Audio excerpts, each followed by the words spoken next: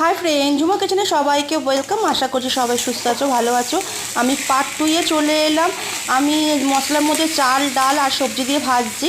ভাজা হয়ে যাওয়ার পর গরম জলটা বসিয়ে দিয়েছি, আর এটা নামার আগে পনিরটা দিয়ে দেবো। যাই হোক, তো ভাজা হয়ে যাওয়ার পর আমি গরম জলটা দিয়ে দেবো। গরম জলটা দেওয়ার পর ভালো করে কষে নেবো। নেওয়া হয়ে যাওয়ার পর আমি ঢাকা দিয়ে দেবো যাতে সেদ্ধ হয় ভালো মতন সবজি আর চাল ডাল। আচ্ছা, ঢাকা দিয়ে দিচ্ছি। কিছুক্ষণ পর আমি ফিরে এসেছি। ফিরে আসার পর দেখলাম যে আমার চাল ডাল আর সবজি অলরেডি সেদ্ধ হয়ে গেছে। সেদ্ধ হওয়ার পর আমি পনির আর কাঁচা লঙ্কা দিয়ে দেবো।